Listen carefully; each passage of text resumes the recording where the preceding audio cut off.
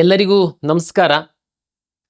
2025ನೇ ಸಾಲಿನ ವಿವಿಧ ವೃತ್ತಿಪರ ಕೋರ್ಸ್ಗಳಿಗೆ ಸೀಟು ಹಂಚಿಕೆಯ ಫಲಿತಾಂಶ ಮೊದಲ ಸುತ್ತಿನ ಪ್ರಾವಿಷನಲ್ ಫಲಿತಾಂಶ ನಾವು ಈಗಾಗಲೇ ಪ್ರಕಟ ಮಾಡಿದ್ದೀವಿ. ಈ ಹಿಂದೆ ಮಾಕ್ ರಿಸಲ್ಟ್ ಆಧಾರದ ಮೇಲೆ ತಾವು ಸಾಕಷ್ಟು ತಮ್ಮ ಆಪ್ಷನ್ಗಳನ್ನ ರೀಅರೇಂಜ್ ಮಾಡಿದ್ರಿ. ಅದರಂತೆ ನಾವು ಫಲಿತಾಂಶವನ್ನು ಪ್ರಕಟ ಮಾಡಿದ್ದೀವಿ. ನಾಳೆ ನಾವು ಅಂದರೆ 2/8/2025ಕ್ಕೆ ರಿಯಲ್ ರಿಸಲ್ಟನ್ನು ನಾವು ಪಬ್ಲಿಷ್ ಮಾಡ್ತೀವಿ. ಅಂತಂದರೆ ದಟ್ ಈಸ್ ಫೈನಲ್. ತಾವು ಕಾಲೇಜಿಗೆ ಯಾರು ಸೀಟ್ ಸಿಕ್ಕಿದ್ದೀರಾ ಕಾಲೇಜಿಗೆ ಹೋಗುವಂಥದ್ದಕ್ಕೆ ಸಿದ್ಧ ಆಗಬೇಕಾಗುತ್ತೆ. ಓಕೆ, ಈಗ ನೆಕ್ಸ್ಟ್ ಏನು ಮಾಡಬೇಕಪ್ಪ? ಸಾಕಷ್ಟು ಪೇರೆಂಟ್ಸು ಮತ್ತು ವಿದ್ಯಾರ್ಥಿಗಳಲ್ಲಿ ಸಾಕಷ್ಟು ಅನುಮಾನಗಳು, ಗೊಂದಲಗಳಿರುತ್ತೆ. ನಾವು ನಮ್ಮ ವೆಬ್ಸೈಟಲ್ಲಿ ವಿವರವಾದ ಬ್ರೋಷರ್ಗಳನ್ನ ಸಹ ಹಾಕಿದ್ದೀವಿ. ತಾವು ಅದು ಓದೋದಕ್ಕಿಂತ ಮೊದಲು ನಾನು ಸಂಕ್ಷಿಪ್ತವಾಗಿ ಈ ವಿಡಿಯೋ ಮೂಲಕ ತಾವು ಈಗ ಸೀಟು ಸಿಕ್ಕಿದ ನಂತರ ಮೊದಲ ಸುತ್ತಿನ ಫಲಿತಾಂಶ ಹೊರಗಡೆ ಬಂದಿದೆ, ಈಗ ವಿದ್ಯಾರ್ಥಿಗಳು ಏನು ಮಾಡಬೇಕು ಅಂತನ್ನುವಂಥದ್ದು ನಾನು ಸಂಕ್ಷಿಪ್ತವಾಗಿ ತಮಗೆ ಹೇಳಲಿಕ್ಕೆ ಇಚ್ಛೆ ಪಡ್ತೀನಿ. ತಮಗೆಲ್ಲ ಗೊತ್ತಿರುವಂತೆ ತಾವು KEA ವೆಬ್ಸೈಟಲ್ಲಿ ಲಾಗಿನ್ ಆಗಿ ತಮ್ಮ ರಿಸಲ್ಟನ್ನು ನೋಡಿದ್ದೀರಾ. ಈಗ ನಿಮಗೆ ನಾವು KEA ವತಿಯಿಂದ 4 ಚಾಯ್ಸಸ್ಸನ್ನು ಕೊಡ್ತಾ ಇದ್ದೀವಿ. ನೀವು ಇಲ್ಲಿವರೆಗೆ ಹೇಳ್ತಾ ಇದ್ದಿದ್ದು ನಾವು ಆಪ್ಷನ್ಸ್ ಅಂತ ಹೇಳ್ತಾ ಇದ್ವಿ. ಆಪ್ಷನ್ಸ್ ಅಂತಂದರೆ ವಿವಿಧ ಕಾಲೇಜುಗಳು ಕೋರ್ಸ್ಗಳನ್ನ ಆಪ್ಷನ್ ಎಂಟ್ರಿ ಮಾಡ್ತಾ ಇದ್ರಿ. ಈಗ ಆಪ್ಷನ್ ಅಲ್ಲ, ಚಾಯ್ಸಸ್, 4 ಚಾಯ್ಸಸ್ಸನ್ನು ನಾವು ತಮಗೆ ಕೊಡ್ತಾ ಇದ್ದೀವಿ. ಏನಪ್ಪ ಚಾಯ್ಸಸ್ಸು? ನಾನು 1 by 1 ತಮಗೆ ಎಕ್ಸ್ಪ್ಲೇನ್ ಮಾಡ್ತೀನಿ. ಚಾಯ್ಸ್ 1 ಅಂತಂದರೆ ತಾವು ಯಾರು ಈಗ ಸೀಟು ಸಿಕ್ಕಿದೆ, ಉದಾಹರಣೆಗೆ ತಾವು ಒಂದು 100ರಿಂದ 150, 200 ಆಪ್ಷನ್ಗಳನ್ನ ಹಾಕಿದ್ದೀರಾ. ಮೆಡಿಕಲ್ಲು, ಡೆಂಟಲ್ಲು, ಇಂಜಿನಿಯರ್ ಒಳಗಡೆ ಬೇರೆ ಬೇರೆ ಬ್ರಾಂಚಸ್ ಎಲ್ಲ ತಾವು ಆಪ್ಷನ್ಗಳನ್ನ ಹಾಕಿ ಪ್ರಿಯಾರಿಟಿಯನ್ನು ಸೆಟ್ ಮಾಡಿದ್ರಿ. ತಮ್ಮ ಮೀಸಲಾತಿ, ತಮ್ಮ ರ್ಯಾಂಕು ಹಾಗೂ ತಮ್ಮ ಆಪ್ಷನ್ಗಳ ಪ್ರಿಯಾರಿಟಿ ಆಧರಿಸಿ ನಾವು ಸೀಟನ್ನು ಹಂಚಿಕೆಯನ್ನು ಮಾಡಿದ್ದೀವಿ. ಈಗ ನಿಮಗೆ ಸಿಕ್ಕಿರುವಂತಹ ಸೀಟು ಅಂದರೆ ನಿಮ್ಮ ಕನಸೇನೆ, ಉದಾಹರಣೆಗೆ ಒಂದು ಯಾವುದೋ ಪ್ರತಿಷ್ಠಿತ ಕಾಲೇಜಲ್ಲಿ ಕಂಪ್ಯೂಟರ್ ಸೈನ್ಸನ್ನೇ ಮಾಡಬೇಕು ಅನ್ನುವಂಥದ್ದು ತಮ್ಮ ಆಸೆ ಇತ್ತು. ಈಗ ನಿಮಗೆ ಅದೇ ಕೋರ್ಸು ಸಿಕ್ಕಿದೆ. ನಿಮ್ಮದು 2ನೇ ತಾಟೇ ಇಲ್ಲ, ಭಾಳ ಸ್ಪಷ್ಟ ನಿಮ್ಮ ಗುರಿ ಇದೆ. ಆ ಕಾಲೇಜಿಗೆ ಹೋಗಿ ನೀವು ಅಡ್ಮಿಷನ್ ಆಗಿಬಿಡಬೇಕು ತಕ್ಷಣ. ನೀವು ಚಾಯ್ಸ್ 1 ಕ್ಲಿಕ್ ಮಾಡಬೇಕು. ಅಂದರೆ ಏನು ಚಾಯ್ಸ್ 1 ಅಂದರೆ? ಈಗ ನನಗೆ ಸಿಕ್ಕಿರುವಂತಹ ಸೀಟು ನನಗೆ ತೃಪ್ತಿಕರವಾಗಿದೆ, ನಾನು ಫರ್ದರ್ ಯಾವುದೇ ರೌಂಡಲ್ಲಿ ನಾನು ಭಾಗವಹಿಸಲ್ಲ, ನಾನು ಕಾಲೇಜಿಗೆ ಹೋಗಿ ಅಡ್ಮಿಷನ್ ಆಗ್ತೀನಿ ಅನ್ನುವಂಥವ್ರಿಗಿರುವಂಥದ್ದು ಚಾಯ್ಸ್ 1. ಏನಪ್ಪ ಚಾಯ್ಸ್ 1 ಕ್ಲಿಕ್ ಮಾಡಿದ ಮೇಲೆ ಏನೇನು ಪ್ರೊಸೀಜರು ನೋಡಿ. ನಾನೀಗಾಗಲೇ ಹೇಳ್ದಂಗೆ, ಉದಾಹರಣೆಗೆ ನಿಮಗೆ ಸರ್ಕಾರಿ ಮೆಡಿಕಲ್ ಕಾಲೇಜು BMC ತಮ್ಮದೆಲ್ಲರದೂ ಕನಸಾಗಿರುತ್ತೆ. ಮೆಡಿಕಲ್ ಆಸ್ಪಿರೆಂಟ್ಸಿಗೆ ಫಸ್ಟ್ ಪ್ರಿಯಾರಿಟಿ ಬಹುತೇಕ ಹಾಕಿರ್ತೀರ. ನಿಮಗೆ BMC ಸಿಕ್ಬಿಟ್ಟಿದೆ ಕಾಲೇಜು. ನೆಕ್ಸ್ಟ್ ಏನು ಮಾಡಬೇಕು? ನೀವು ಚಾಯ್ಸ್ 1 ಹಾಕಬೇಕು. ಅಂದರೆ ನನಗೆ ಸಿಕ್ಕಿರುವಂಥ ಕಾಲೇಜು ತೃಪ್ತಿ ಕೊಟ್ಟಿದೆ, ನಾನು ಕಾಲೇಜಿಗೆ ಹೋಗಿ ಜಾಯಿನ್ ಆಗ್ತೀನಿ. ಚಾಯ್ಸ್ 1 ಹಾಕ್ತಿದ್ದಂಗೆ ತಮಗೆ ಆ ಕಾಲೇಜು ನಿಗದಿಪಡಿಸಿರುವಂಥ, ಸರ್ಕಾರ ನಿಗದಿಪಡಿಸಿರುವಂತಹ ಫೀಸನ್ನು ತಾವು ಪೇ ಮಾಡಬೇಕಾಗುತ್ತೆ. ಚಲನ್ ಡೌನ್ಲೋಡ್ ಮಾಡಿಕೊಳ್ಬೇಕಾಗುತ್ತೆ. ಇಲ್ಲ ಕೆಲವರು ಆನ್ಲೈನಲ್ಲಿ ಪೇಮೆಂಟ್ ಮಾಡ್ತೀವಿ ಅಂತಂದ್ರೂ ಸಣ್ಣ ಅಮೌಂಟ್ ಎಲ್ಲ ಇದ್ದು ನೀವು QR ಕೋಡ್ ಸ್ಕ್ಯಾನ್ ಮಾಡಿ ಮಾಡ್ತೀರಾ ಅಂತಂದ್ರೂ ಸಹ ಅವಕಾಶಗಳಿದ್ದಾವೆ. ಇಲ್ಲ ನಾನು ಬ್ಯಾಂಕಿಗೆ ಹೋಗಿ ಕಟ್ತೀನಿ ಅಂತೇಳಿದರೆ ನೀವು ಚಲನ್ ಡೌನ್ಲೋಡ್ ಮಾಡ್ಕೊಂಡು ಆಯಾಯ ಕಾಲೇಜಿಗೆ ಏನೇನು ಕೋರ್ಸ್ ಫೀಸು ಸರ್ಕಾರ ಫಿಕ್ಸ್ ಮಾಡಿದೆ ಆ ಚಲನ್ ಬರುತ್ತೆ. ತಾವು ಹೋಗಿ ಬ್ಯಾಂಕಿಗೆ ಹೋಗಿ ಹಣ ಕಟ್ತೀರಾ. ಕಟ್ಟಿದ ನಂತರ ಅದು ನಮ್ಮದು ಮತ್ತು ಬ್ಯಾಂಕಿನ ಇಂಟಿಗ್ರೇಷನ್ ಇದೆ. ನೆಕ್ಸ್ಟು ನಿಮಗೆ ಸೀಟ್ ಕನ್ಫರ್ಮೇಷನ್ ಸ್ಲಿಪ್ ಡೌನ್ಲೋಡ್ ಆಗೋದಕ್ಕೆ ರೆಡಿ ಆಗುತ್ತೆ. ನೋಡಿ, ಕಳೆದ ವರ್ಷಕ್ಕೂ ಈ ವರ್ಷಕ್ಕೂ ನಾವು ಒಂದು ಸಣ್ಣ ಬದಲಾವಣೆ ಮಾಡಿದ್ದೀವಿ. ಕಳೆದ ವರ್ಷ ಏನಾಗ್ತಿತ್ತು, ತುಂಬ ಈ ಹಿಂದೆ ಭಾಗವಹಿಸಿರೋರು ಮತ್ತು ಇದರಲ್ಲಿ ಸ್ವಲ್ಪ ನಾಲೆಡ್ಜ್ ಇರುವಂಥವರಿಗೆ ತಮಗೆ ಗೊತ್ತಿದೆ.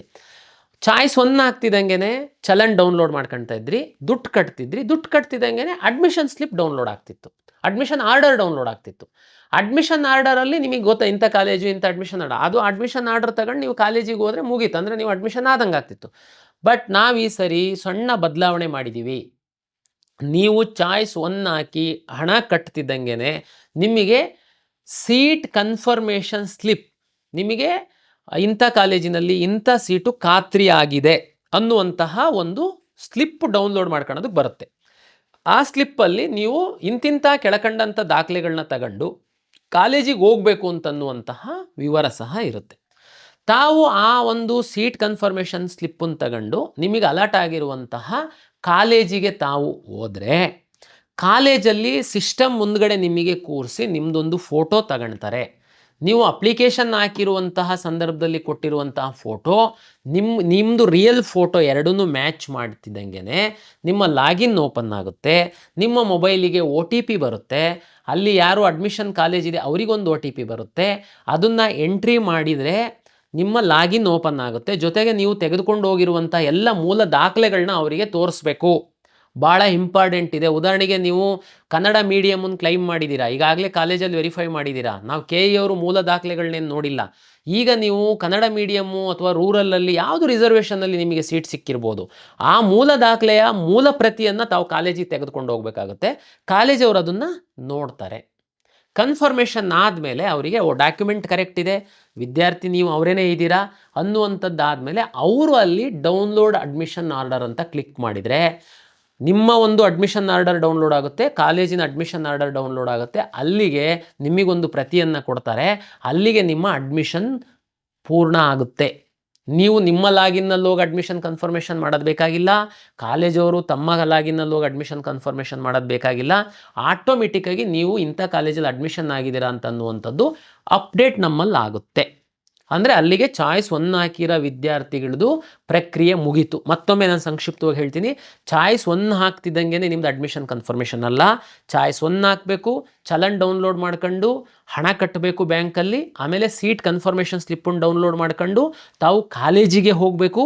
ಕಾಲೇಜಲ್ಲಿ ತಾವು ಫೋಟೋ ತೆಗೆದು ನಿಮ್ಮ OTP ಕೊಟ್ಟು ಅಡ್ಮಿಷನ್ ಆರ್ಡ್ರನ್ನ ತಗೊಂಡ ಮೇಲೆ ನಿಮ್ಮ ಅಡ್ಮಿಷನ್ ಕಂಪ್ಲೀಟ್ ಆಗಿದೆ ಚಾಯ್ಸ್ 1 ವಿದ್ಯಾರ್ಥಿಗಳಿಗೆ. ನೆಕ್ಸ್ಟು ಚಾಯ್ಸ್ 2, 3, 4 ರಿಮೈನಿಂಗ್ 3 ಚಾಯ್ಸಸ್ ಇದೆ ನಮ್ಮಲ್ಲಿ. ಈಗ 1 ಚಾಯ್ಸ್ ಅವರಂತೂ ನನಗೆ ಸಿಕ್ಕಿರೋದು ಸೀಟು ತೃಪ್ತಿ ಇದೆ, ಕಾಲೇಜಿಗೆ ಹೋಗಿ ಅಡ್ಮಿಷನ್ ಆಗಿದ್ದೀರಾ. ಚಾಯ್ಸ್ 2 ಅಂದರೆ ಏನು?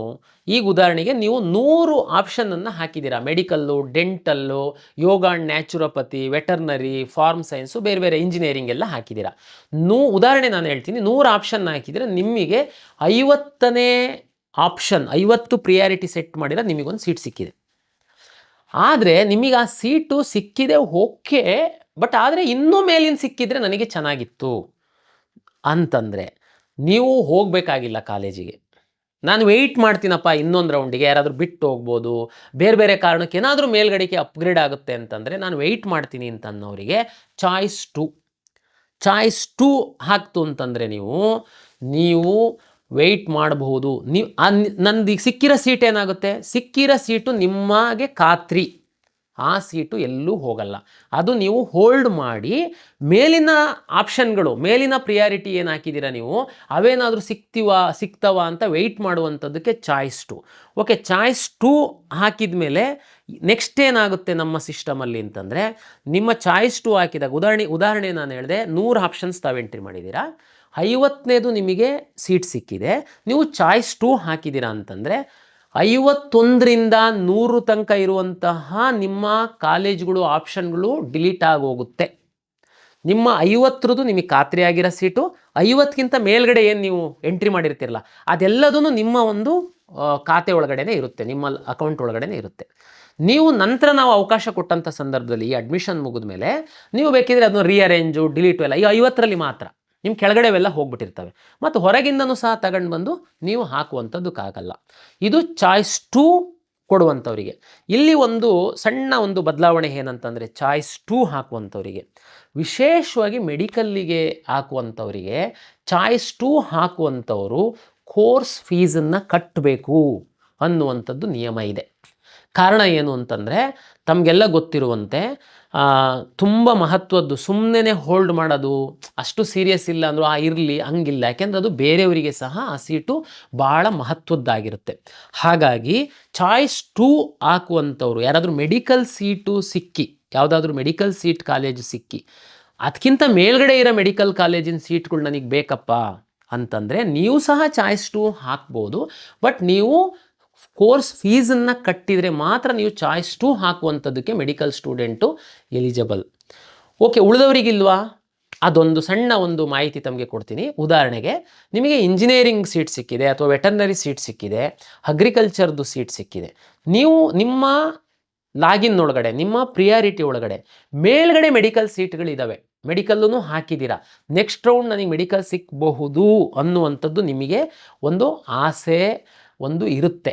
ಅಂಥ ಸಂದರ್ಭದಲ್ಲಿ ನೀವು ಚಾಯ್ಸ್ 2 ಹಾಕ್ಬೋದು. ಬಟ್ ನೀವು ಕಾಷನ್ ಡೆಪಾಸಿಟ್ ಕಟ್ಟಬೇಕಾಗುತ್ತೆ.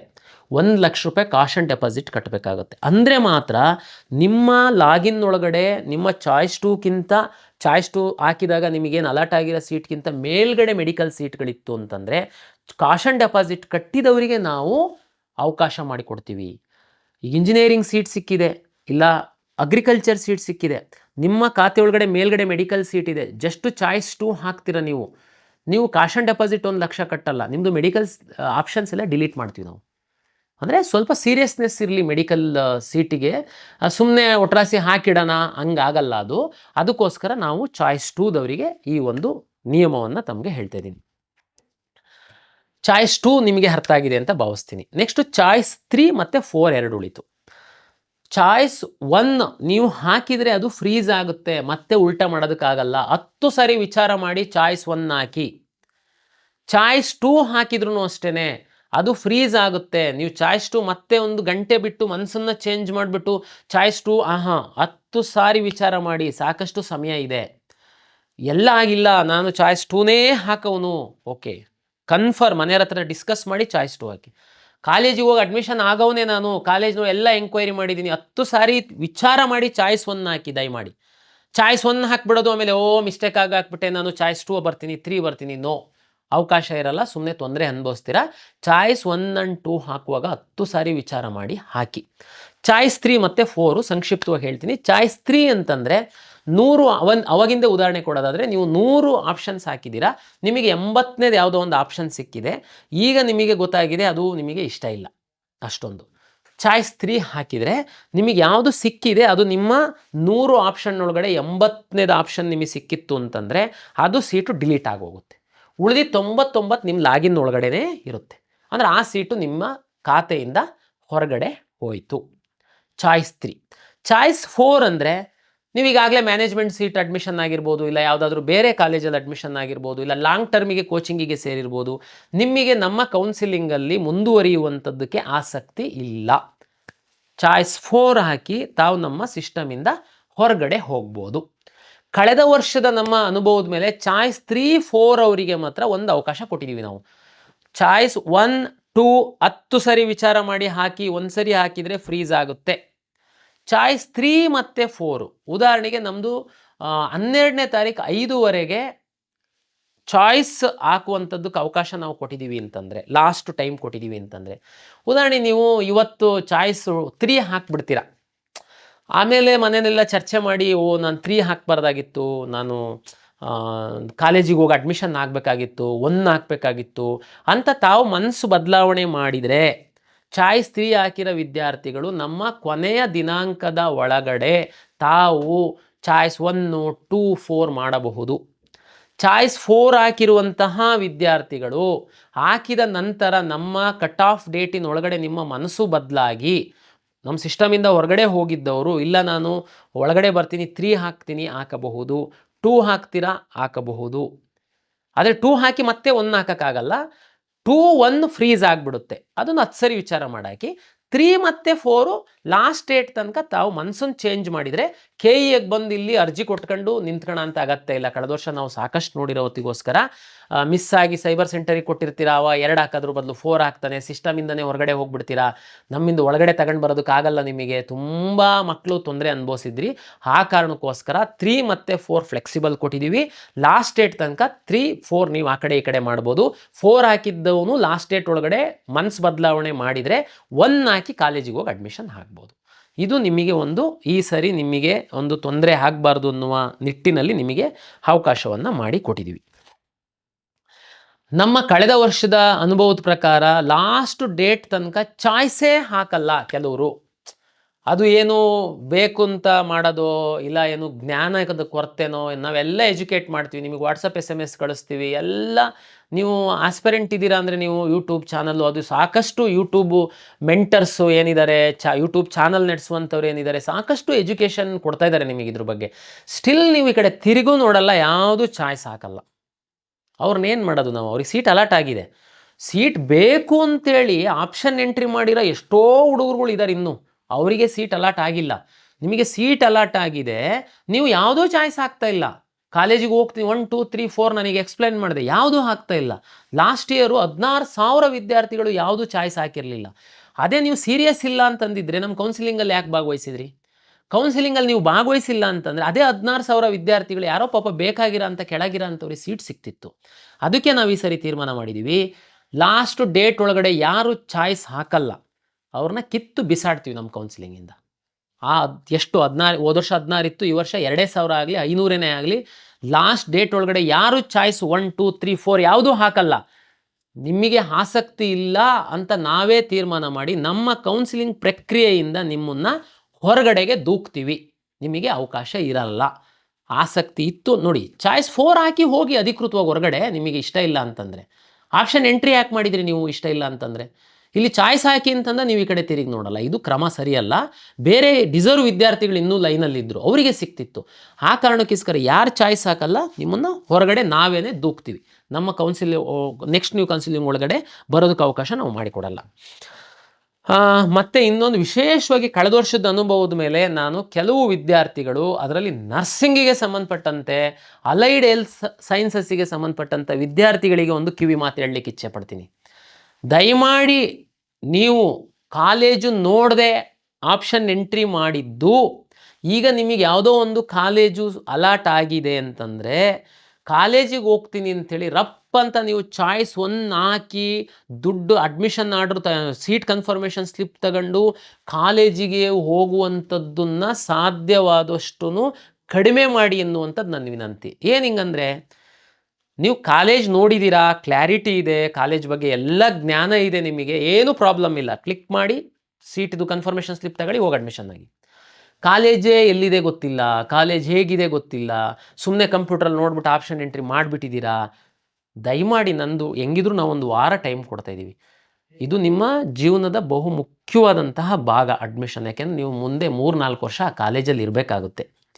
ದಯಮಾಡಿ ನೀವು ಸಾಧ್ಯ ಆದರೆ ಒಂದು ಕಾಲೇಜಿಗೆ ವಿಸಿಟ್ ಮಾಡಿ ನೀವು ನೋಡಿ.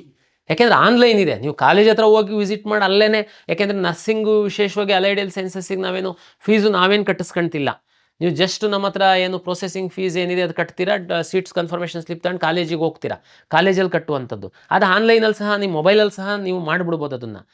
ಬಟ್ ನಮಗೆ ಯಾಕೆ ಇದನ್ನು ನಾನು ಹೇಳ್ತಾ ಇದ್ದೀನಿ ಅಂದರೆ, ಕಳೆದ ವರ್ಷ ಏನಾಗಿತ್ತು ನಮಗೆ ಅಂತಂದರೆ, ತುಂಬ ಮಕ್ಕಳು ಅಡ್ಮಿಷನ್ ಆರ್ಡರ್ ಡೌನ್ಲೋಡ್ ಮಾಡ್ಕೊಂಡು ಕಾಲೇಜಿಗೆ ಹೋಗ್ತಾಯಿದ್ರು. ಕಾಲೇಜಿಗೆ ಹೋಗಿ ಅವರು ಏನೋ ಕಾರಣಕ್ಕೆ ಅವರು ಫೀಸ್ ಜಾಸ್ತಿ ಕೇಳಿದರು ಅನ್ನೋದು ಕೆಲವು ಕಾರಣ, ಕಾಲೇಜ್ ಚೆನ್ನಾಗಿಲ್ಲ ಅನ್ನೋದು ಕೆಲವು ಕಾರಣ, ಅವರ ಮನೆಯಿಂದ ಆ ಕಾಲೇಜ್ ಹತ್ರ ಅಂತ ಹಾಕಿದ್ರು, ಆದರೆ ಕಾಲೇಜು ತುಂಬ ದೂರ ಇದೆ, ಬೇರೆ ಬೇರೆ ಕಾರಣ ಗೊತ್ತಲ್ಲ ನಿಮಗೆ. ಪೇರೆಂಟ್ಸು ಮಕ್ಕಳು ನೀವು ಅಡ್ಮಿಷನ್ ಇನ್ನೇನು ಆಗಿಬಿಡ್ಬೇಕು ಅಂದಾಗ ಬೇರೆ ಬೇರೆ ಕಾರಣಗಳು ಬರ್ತವೆ. ಆವಾಗ ನೀವು ಅಡ್ಮಿಷನ್ ಆರ್ಡರ್ ಡೌನ್ಲೋಡ್ ಮಾಡ್ಕೊಂಡಿರೋರು KEಗೆ ಬರೋಕ್ಕೆ ಶುರು ಮಾಡಿದ್ರಿ. ಸರ್ ನಂದು ಕ್ಯಾನ್ಸಲ್ ಮಾಡಿ ಸರ್, ಕಾಲೇಜ್ ಇಷ್ಟ ಇಲ್ಲ. ಸರ್ ಕ್ಯಾನ್ಸಲ್ ಮಾಡಿ ಸರ್, ನಮ್ಮ ಮನೆಯಿಂದ ದೂರ ಆಗುತ್ತೆ. ಸರ್ ಕ್ಯಾನ್ಸಲ್ ಮಾಡಿ ಸರ್, ಅಲ್ಲಿ ಕಾಲೇಜಲ್ಲಿ ಹೋದರೆ ಏನೇನೋ ಕೇಳ್ತಾ ಇದ್ದಾರೆ ನಮಗೆ, ಕಲಿಯೋಕ್ಕಾಗಲ್ಲ ಸರ್. ಅದಕ್ಕೇ ನಾನು ವಿನಂತಿ ಮಾಡ್ಕೊಳ್ತೀನಿ ನೋಡಿ. ಆಮೇಲೆ ನಾವು ಮಾಡೋಕ್ಕಾಗಲ್ಲ, ಒಂದು ಸರಿ ತಾವು ಡೌನ್ಲೋಡ್ ಮಾಡ್ಕೊಂಡಾದ್ಮೇಲೆ ನಿಮ್ಗೆ ಕ್ಯಾನ್ಸಲ್ ಮಾಡೋದಕ್ಕಾಗಲ್ಲ. ನಿಮ್ಮನ್ನು ಒಳಗಡೆ ಸಿಸ್ಟಮಿಗೆ ಬಿಟ್ಕೊಂಡು ತುಂಬ ಗೊಂದಲ ಆಗಿಬಿಡುತ್ತೆ. ಅದಕ್ಕೇ ನಾನು ನಿಮ್ಮಲ್ಲಿ ವಿನಂತಿ ಮಾಡ್ಕೊಂಡು, ಟೈಮ್ ಇದೆ, 1 ವಾರದ ತನಕ ಟೈಮ್ ಇದೆ. ನಿಮ್ಮ 3-4 ವರ್ಷ ನೀವು ಆ ಕಾಲೇಜಲ್ಲಿ ಕಳಿಬೇಕು. ಕಾಲೇಜ್ ಬಗ್ಗೆ ಸ್ವಲ್ಪ ತಿಳ್ಕೊಂಡು ನೀವು ಇಲ್ಲ ಅಂತಂದರೆ ಸರ್, ಇಲ್ಲ ಅಂತಂದರೆ ನಂಗೆ ಕಾಲೇಜ್ ಇಷ್ಟ ಆಗಿಲ್ಲ. ನೋಡಿ, ಚಾಯ್ಸ್ ಹಾಕೋದಕ್ಕೆ ಮೊದಲೇ ನಿಮಗೆ ಆ ಕಾಲೇಜ್ ಇಷ್ಟ ಆಗಲ್ಲ ಅಂತಂದರೆ ನೀವು ಚಾಯ್ಸ್ 3 ಹಾಕ್ಬೋದಾ? ಅವಕಾಶ ಇದೆ. ಆ ಕಾಲೇಜ್ ಹೊರಟೋಗುತ್ತೆ ನಿಮ್ಮ ಲಾಗಿನಿಂದ, ನೆಕ್ಸ್ಟ್ ರೌಂಡಿಗೆ ನೀವು ಬರ್ಬೋದು. ಅದು ಅವಕಾಶ ನಾವು ಕೊಟ್ಟಿದ್ದೀವಿ. ಬಟ್ ನೀವು ಅಡ್ಮಿಷನ್ ಆರ್ಡ್ರನ್ನ ಸೀಟ್ ಕನ್ಫರ್ಮೇಷನ್ ಸ್ಲಿಪ್ ತಗೊಂಡು ಕಾಲೇಜಿಗೆ ಹೋಗಿ ಆಮೇಲೆ ಕ್ಯಾನ್ಸಲ್ ಅಂತಂದರೆ ನೀವು ಇಲ್ಲಿ 10 ಸಾರಿ ಬರೋದು. ನಮ್ಮ ಸಿಸ್ಟಮ್ ಒಳಗಡೆ ಅದು ಮಾಡೋದಕ್ಕೆ ನಮಗಾಗಲ್ಲ. ತುಂಬಾ ನಮಗೆ ಕಷ್ಟ ಕೊಟ್ಟಿದ್ದೀರ ಲಾಸ್ಟ್ ಇಯರ್. ದಯಮಾಡಿ ವಿನಂತಿಯನ್ನು ಮಾಡಿಕೊಳ್ತೀನಿ, ತಕ್ಷಣ ಕಾರ್ಯಪ್ರವೃತ್ತರಾಗಿ. ಯಾರ್ಯಾರಿಗೆ ಯಾವ್ಯಾವ ಸೀಟ್ ಸಿಕ್ಕಿದೆ, 3 ವರ್ಷ ಕಲಿಯುವಂಥದ್ದು, ಕಾಲೇಜು ಹಿನ್ನೆಲೆ, ಕಾಲೇಜ್ ನೋಡೋದಿದ್ದರೆ ನೋಡಿ, ತಂದೆ ತಾಯಿ ಕರ್ಕೊಂಡೋಗಿ ಸೂಕ್ತ ತೀರ್ಮಾನ ತಗೊಳ್ಳಿ. ಅಲ್ಲೇ ಕವಿಯನ್ ಆನ್ಲೈನ್ ಇದೆ, ಕಾಲೇಜಿಗೆ ಹೋಗ್ತೀರಾ, ಎಲ್ಲ ಇಷ್ಟ ಆಯಿತು, ಚಾಯ್ಸ್ ಅಲ್ಲೇ ಹಾಕಿ, ಅಲ್ಲೇ ಡೌನ್ಲೋಡ್ ಮಾಡ್ಕೊಳ್ಳಿ, ಅಲ್ಲೇ ಅಡ್ಮಿಷನ್ ಆಗಿ ಮುಗ್ದೋಯ್ತು ಅಷ್ಟೇ. ಭಾಳ ಸಿಂಪಲ್ ಮಾಡಿದ್ದೀವಿ ನಾವು. ಇದನ್ನು ಜ್ಞಾನದಲ್ಲಿ ಇಟ್ಕೊಳ್ಳಿ. ಸುಮಾರು ಇಂಜಿನಿಯರಿಂಗ್ ಕಾಲೇಜ್ ವಿದ್ಯಾರ್ಥಿಗಳಿಗೂ ಸಹ ಇದು ಅನ್ವಯಿಸುತ್ತೆ. ತಾವು ಸಹ ಎಲ್ಲರೂ ನಾನು ಹೇಳೋದು, ನೀವು ಸ್ಟಡಿ ಮಾಡಿ. ವಿಶೇಷವಾಗಿ ನರ್ಸಿಂಗ್ ಅಲೈಡ್ ಹೆಲ್ತ್ ಸೈನ್ಸಸ್ ಹೇಳಿದೆ, ಉಳಿದಂಥವ್ರು ತಾವು ಕಾಲೇಜ್ ಬಗ್ಗೆ ಸ್ಟಡಿ ಮಾಡಿ ನೀವು ಚಾಯ್ಸ್ ಹಾಕಿ ಸ್ಟಡಿ ಮಾಡೋಕ್ಕೆ ಹೋಗಬೇಡಿ. ಚಾಯ್ಸ್ ಹಾಕ್ಬಿಟ್ಟು ಆಮೇಲೆ ಕಾಲೇಜ್ ಇಷ್ಟ ಇಲ್ಲ, ಉಲ್ಟಾ ಮಾಡೋಕ್ಕಾಗಲ್ಲ. 3-4 ಮಾತ್ರ, 1 and 2 ಫ್ರೀಸ್ ಆಗುತ್ತೆ. ಮತ್ತೆ ಹೇಳ್ತಾ ಇದ್ದೀನಿ. ಓಕೆ, ಅಂತಿಮವಾಗಿ ನಾನು ಮೆಡಿಕಲ್ ವಿದ್ಯಾರ್ಥಿಗಳಿಗೆ ಸಂಬಂಧಪಟ್ಟಂತೆ ಒಂದು ಮಾತು ಹೇಳಲಿಕ್ಕೆ ಇಚ್ಛೆ ಪಡ್ತೀನಿ. MCC ಅವರು ಫಸ್ಟ್ ರೌಂಡ್ ಮಾಡಿದ ಮೇಲೆ KE ಅವರು ಫಸ್ಟ್ ರೌಂಡ್ ಮಾಡಬೇಕು. ಬಟ್ ಈಗ MCC ಅವರು ನಿನ್ನೆ ಮತ್ತೆ ಸಹ 2 ದಿನ ಎಕ್ಸ್ಟೆಂಡ್ ಮಾಡಿದ್ದಾರೆ. ಬಟ್ ನಾವು ರಿಸಲ್ಟನ್ನು ಪಬ್ಲಿಷ್ ಮಾಡಿದ್ದೀವಿ. ಈ ಹಿಂದಿನ ವಿಡಿಯೋದಲ್ಲೇ ನಾನು ಹೇಳಿದ್ದೀನಿ, ಫಸ್ಟು ರೌಂಡಲ್ಲಿ ನಮ್ಮ ರಿಸಲ್ಟು ಅವರ ರಿಸಲ್ಟು ಸೈಮಲ್ಟೇನಿಯಸ್ಲಿ ಒಟ್ಟೊಟ್ಟಿಗೇ ಬಿಟ್ಟರೆ, ಹಿಂದೆ ಮುಂದೆ ಬಿಟ್ಟರೆ ಯಾವ ವಿದ್ಯಾರ್ಥಿಗಳಿಗೂ ಏನು ಪ್ರಾಬ್ಲಮ್ ಇಲ್ಲ. ಆದರೆ ಒಂದು ಪ್ರಾಬ್ಲಮ್ ಇದೆ. ಏನಂದರೆ, ನಾನೇನಾದ್ರೂ ಮೆಡಿಕಲ್, ಈಗ ಸದ್ಯಕ್ಕೆ ನಾವು ನೀಟ್ ರ್ಯಾಂಕ್ ಆಧರಿಸಿ ಅಡ್ಮಿಷನ್ ಆಗುವಂತಹ ಮೆಡಿಕಲ್, ಡೆಂಟಲ್, ಹೋಮಿಯೋಪತಿ ಈ 3ಕ್ಕೆ ನಾನು ಸೀಟ್ ಅಲಾಟ್ ಮಾಡಿದ್ದೀನಿ. ನಾನು ನಾಳೆಯಿಂದ ಏನಾದರೂ ಅಡ್ಮಿಷನ್ ಕೊಟ್ಬಿಡ್ತು ಅಂತಂದರೆ, ಇನ್ನು MCCದ ರಿಸಲ್ಟ್ ಬಂದಿಲ್ಲ, ನಮ್ಮ ಕನ್ನಡಿಗರಿಗೆ ಅನ್ಯಾಯ ಆಗುತ್ತೆ. ಆ ಕಾರಣಕ್ಕೋಸ್ಕರ ನಾನು ನಾಳೆಯಿಂದ ಈ 3 ಮೆಡಿಕಲ್ಲು, ಡೆಂಟಲ್ಲು ಮತ್ತು ಹೋಮಿಯೋಪತಿ ನೀಟ್ ರ್ಯಾಂಕ್ ಆಧರಿಸಿ ನಾನೇನು ರಿಸಲ್ಟನ್ನು ಮಾಡಿದ್ದೀನಿ, ಇದನ್ನು ನಾನು ಅಡ್ಮಿಷನ್ನಿಗೆ ಎನೇಬಲ್ ಮಾಡಲ್ಲ.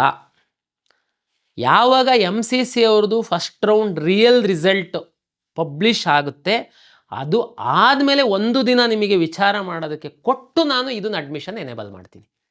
ಈಗ ಮೆಡಿಕಲ್, ಡೆಂಟಲ್, ಹೋಮಿಯೋಪತಿ ನಿಮಗೆ ಸೀಟ್ ಸಿಕ್ಕಿರೋದು ನೋಡ್ಕೊಳ್ಳಿ, ಖುಷಿಯಾಗಿರಿ, ವಿಚಾರ ಮಾಡ್ತಾಯಿರಿ, ಥಿಂಕ್ ಮಾಡ್ತಾಯಿರಿ. ನಿಮಗೆ ಯಾವುದು ಚಾಯ್ಸನ್ನು ನಾನು ಕೊಡಲ್ಲ.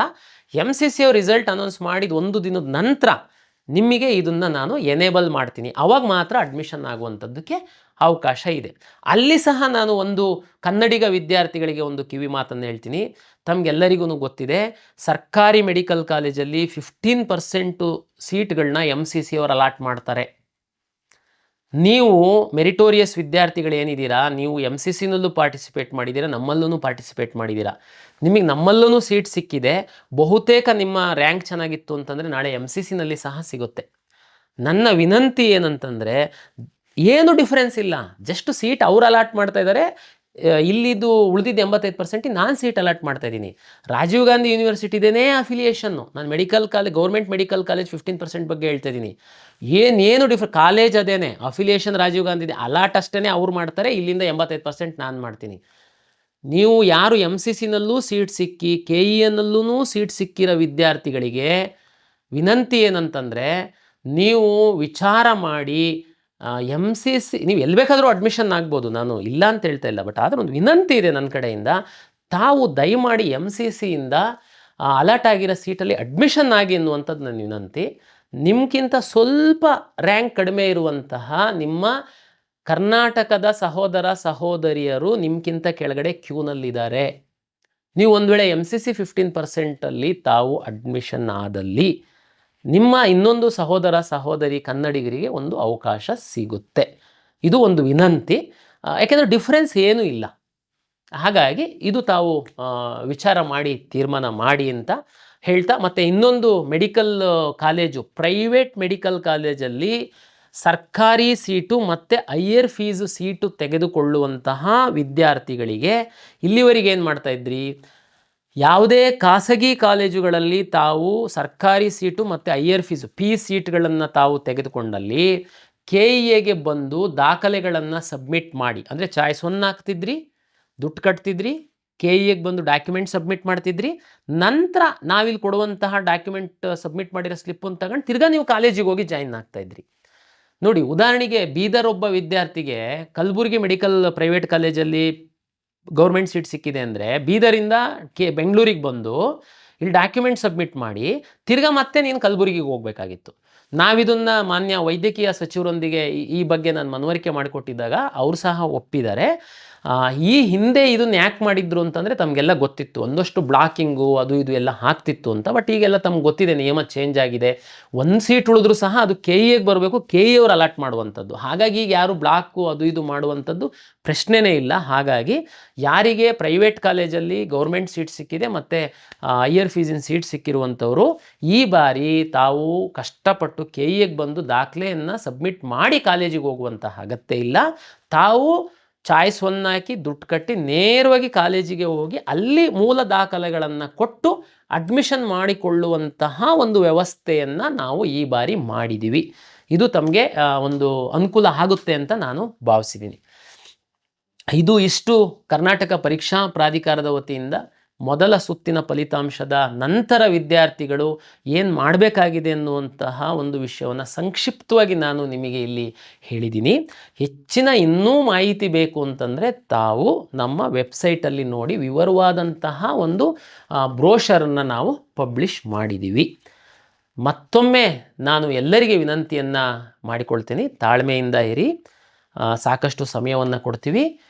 ಪೇರೆಂಟ್ಸ್ ಜೊತೆ ವಿದ್ಯಾರ್ಥಿಗಳು ವಿಚಾರ ಮಾಡಿ ಈ ಚಾಯ್ಸ್ ಹಾಕುವಂತಹ ಕೆಲಸವನ್ನು ಮಾಡಿ ಅಂಥೇಳಿ ಎಲ್ಲರಲ್ಲಿ ವಿನಂತಿಯನ್ನು ಮಾಡಿಕೊಳ್ತಾ, ಕರ್ನಾಟಕ ಪರೀಕ್ಷಾ ಪ್ರಾಧಿಕಾರದ ವತಿಯಿಂದ ಈಗ ಏನು ಮೊದಲ ಸುತ್ತಿನಲ್ಲಿ ತಮ್ಮ ಇಚ್ಛೆಯಂತೆ ಸೀಟು ಪಡೆದಿರುವಂತಹ ಎಲ್ಲ ವಿದ್ಯಾರ್ಥಿಗಳಿಗೆ ಒಂದು ಶುಭವನ್ನು ಕೋರ್ತಾ ಮತ್ತೊಮ್ಮೆ ತಮಗೆಲ್ಲರಿಗೂ ಪ್ರಾಧಿಕಾರದ ವತಿಯಿಂದ ನಮಸ್ಕಾರಗಳು.